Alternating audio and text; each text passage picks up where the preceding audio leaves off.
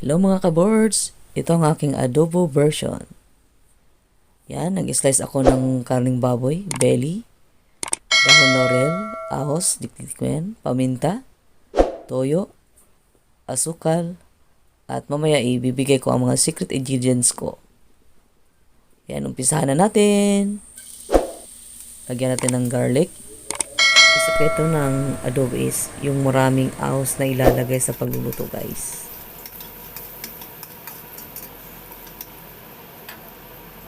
Ilagay natin ang karing baboy.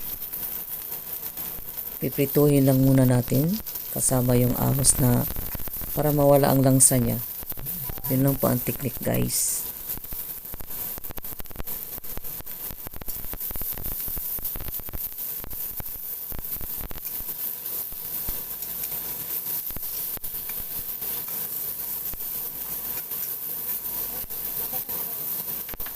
Lagay natin ng paminta dahon, soy sauce,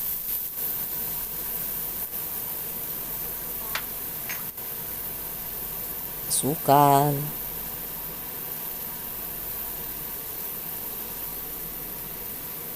paminta. Yan. Maraming paminta, guys. Haluin muna natin.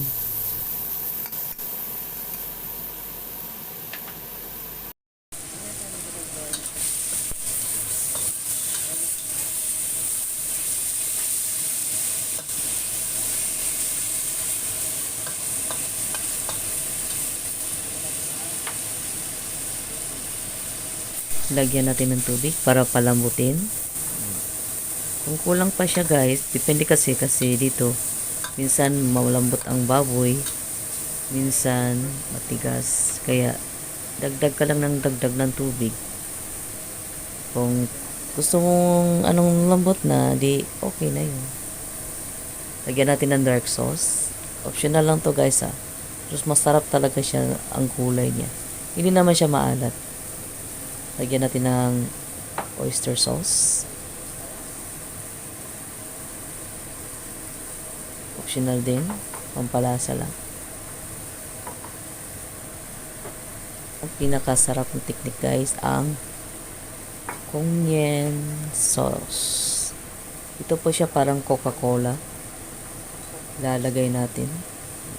Optional din yan. Pwede kayong gumamit ng Coke or Cola.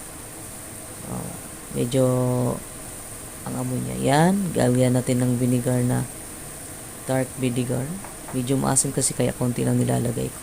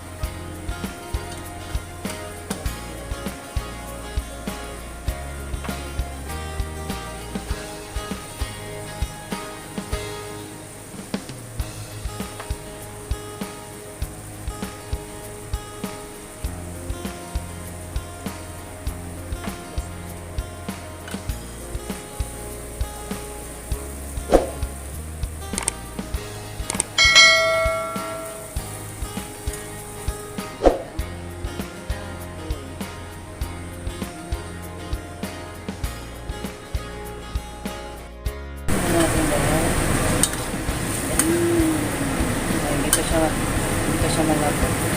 Pag malapot na siya, then malapit na yan maluto, guys.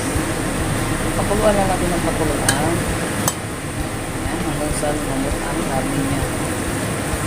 Ayan.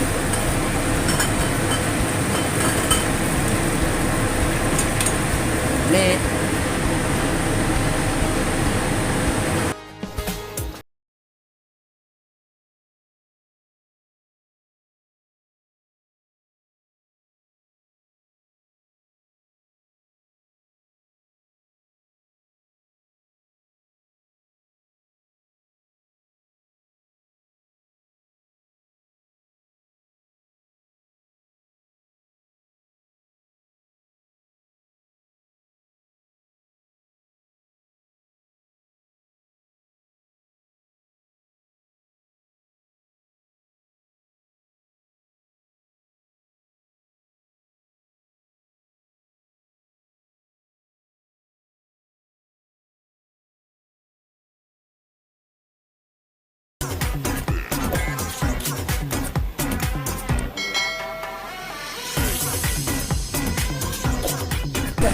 guys. Ito na yung lapot guys.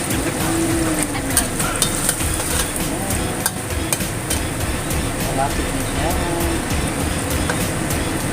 Kunti lang luto kasi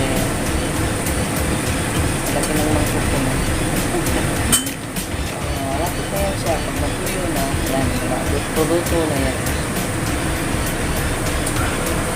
Kunti lang ang apoy.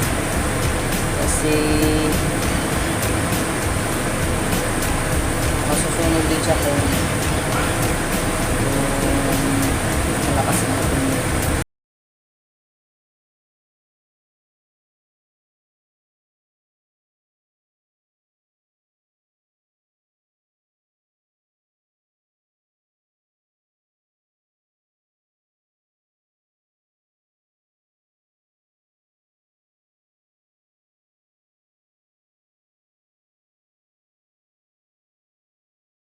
Guys, ito nang gusto kong texture, nagmamantika na.